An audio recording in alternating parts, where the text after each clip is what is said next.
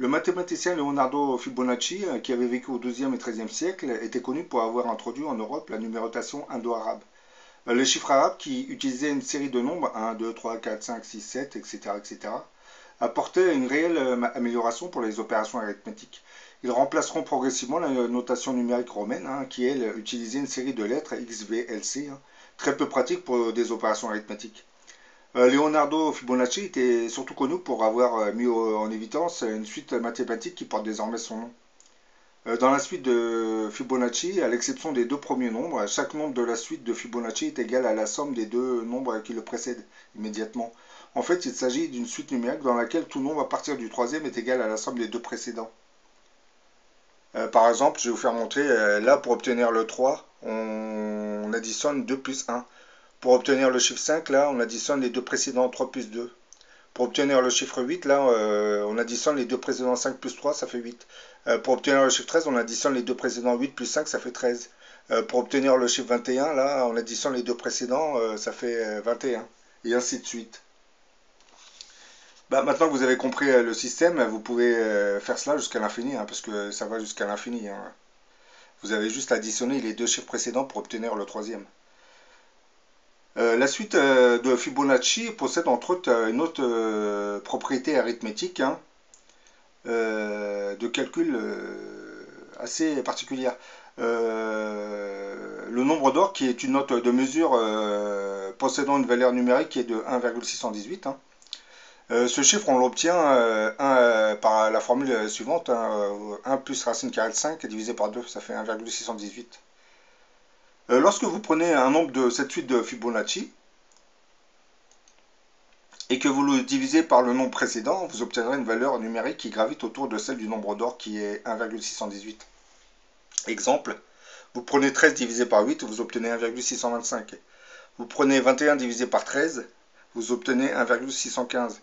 Vous prenez 34 divisé par 21, vous obtiendrez 1,61. Et ainsi de suite. Et plus on avance dans la suite des nombres de Fibonacci, plus l'écart va s'amenuiser, et plus le rapport entre deux nombres successifs tendra vers la valeur exacte du nombre d'or, c'est-à-dire 1,618. Les nombres de Fibonacci ont une propriété assez intéressante. Lorsque vous divisez en séquence un nombre par le précédent qui le précède, vous obtenez deux nombres qui sont très proches l'un de l'autre. En fait, ce nombre, après le 13e de la suite, devient invariable et on l'appelle la proportion dorée. C'est un peu ça, la proportion dorée, c'est 1,618 qu'on obtient avec cette opération. Par exemple, lorsque vous prenez 233 que vous divisez par 144, vous obtiendrez 1,618. Vous prenez 377 que vous divisez par 233, vous obtiendrez 1,618. Vous prenez 610 que vous diviserez par le précédent 377, vous obtiendrez 1,618, c'est-à-dire le chiffre du nombre d'or. Dans la nature, on le retrouve très souvent des motifs basés sur la suite de Fibonacci et sur le nombre d'or. Il semblerait que la nature marque une prédilection pour la suite de Fibonacci pour le nombre d'or. On le retrouverait dans les pommes de pin, les marguerites, les ananas, les tournesols, les cactus, les étoiles de mer, les coquilles de mollusques, les galaxies, les cyclones. Bon, je vais arrêter la liste parce qu'il y en a partout. C'est vraiment une empreinte divine, une empreinte numérisée divine dans la création. On remarque par exemple que le nombre de pétales des fleurs est souvent un des nombres de la suite de Fibonacci 3, 5, 8, 13, 21, 34 ou 55. Par exemple, les lys ont 3 pétales, les boutons d'or en ont 5, les chicorées en ont 21, les marguerites en ont souvent 34 ou 55 pétales. Dans, dans, dans certains objets de la nature, par exemple, on observe aussi très souvent des spirales logarithmiques dans lesquelles intervient le nombre d'or. Cette spirale d'or s'inscrit dans un rectangle dont les proportions rapport de la longueur sur la hauteur correspondent au nombre d'or. On peut construire une spirale d'or en traçant un quart de cercle dans chaque carré. Bah là, vous voyez, par exemple, vous avez les tout petits carrés, là, ça correspond exactement à la valeur du grand carré réduite. Par exemple, pour obtenir ce grand carré, on a pris les deux grandes barres là, qu'on a remis par là. On a ainsi obtenu la même valeur numérique de l'autre carré.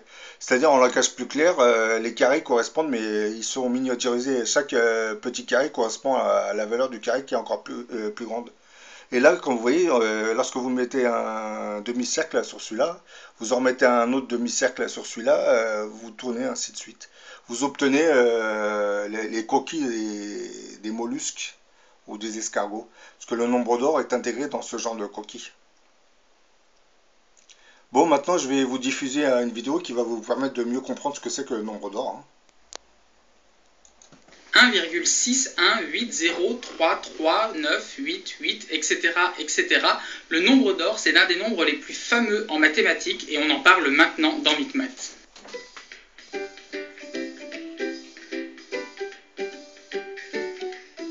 Mais au fait, à quoi ça tient la célébrité d'un nombre en mathématiques? Qu'est-ce qui fait qu'un nombre, a priori totalement ordinaire comme les autres, va d'un seul coup se retrouver propulsé par les mathématiciens au rang de nombre d'or? C'est principalement dû au fait qu'on le retrouve dans différents contextes. Dans cette vidéo, je vous propose de faire un petit tour d'horizon de plusieurs domaines des mathématiques qui, à première vue, semblent n'avoir aucun rapport les uns avec les autres et qui pourtant possèdent tous le point commun d'utiliser le nombre d'or. Et du coup, le nombre d'or va révéler des liens cachés qui existent entre ces différents domaines.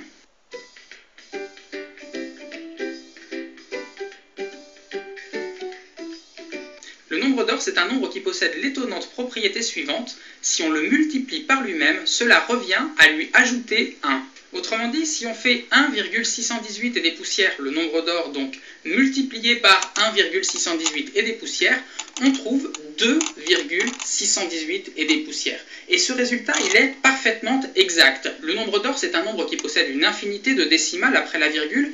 Ici, je n'ai écrit que les 3 premières, mais on pourrait vérifier les 100 premières, les 1000 premières, autant de décimales que l'on veut, on trouverait toujours exactement les mêmes. Ce genre de propriété en mathématiques, on appelle ça une équation du second degré. Alors je ne vais pas m'attarder sur les détails techniques, ce n'est pas le propos de cette vidéo, mais sachez simplement que ce genre d'équations, on sait parfaitement les résoudre et que par conséquent, il existe une formule exacte qui donne la valeur du nombre d'or. Le nombre d'or est égal à 1 plus racine de 5 divisé par 2.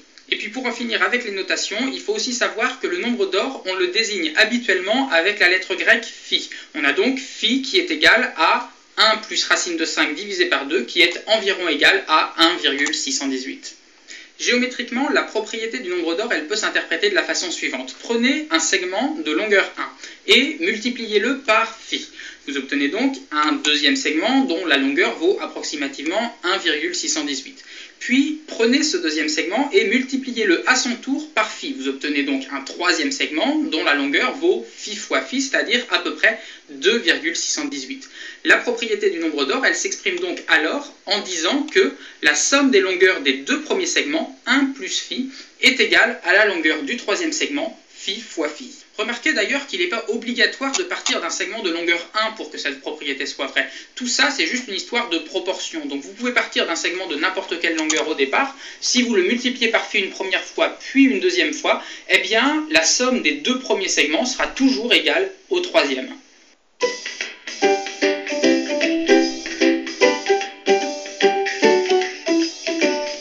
Rectangle d'or, c'est un rectangle dont la longueur est phi fois plus grande que la largeur. Et ça ressemble à ça. La propriété principale du rectangle d'or est que si on dessine un carré sur une de ses longueurs, eh bien on obtient un rectangle plus grand qui est lui aussi un rectangle d'or. En effet, imaginez que le premier rectangle d'or ait une largeur égale à 1 et une longueur égale à phi. Alors, dans ce cas-là, le grand rectangle a une largeur égale à phi et une longueur qui est égale à 1 plus phi. Or, 1 plus phi, c'est bien égal à phi fois phi, d'après la propriété du nombre d'or. Et puis ce processus, on peut le répéter. Il est possible à nouveau de construire un carré sur la longueur du grand rectangle pour obtenir un rectangle encore plus grand qui est toujours un rectangle d'or. Et puis si ça marche dans un sens, eh bien ça marche aussi dans l'autre sens. Si on reprend notre rectangle de base, on peut lui découper à l'intérieur un carré et on obtient de cette façon un autre rectangle d'or qui lui est plus petit. Et ce processus lui aussi, on peut le répéter à l'infini en reproduisant à chaque fois des rectangles d'or qui sont de plus en plus petits. Et si dans chacun des carrés ainsi obtenus, on dessine un quart de cercle, eh bien on obtient une spirale qui peut se prolonger aussi longtemps qu'on veut, aussi bien dans l'infiniment grand que dans l'infiniment petit. Et cette spirale, on l'appelle la spirale d'or. Le rectangle d'or est considéré comme le rectangle parfait par certains artistes, c'est-à-dire le rectangle qui aurait les formes les plus harmonieuses, et ils utilisent ce rectangle pour peindre leur toile et utilisent les propriétés géométriques et la proportion d'or pour disposer les différents éléments sur leur tableau.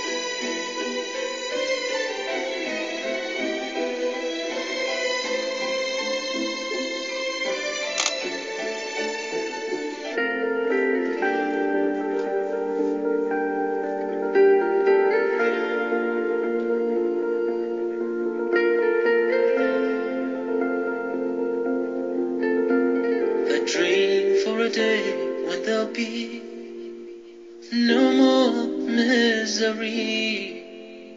There's no more hunger, no need for shelter.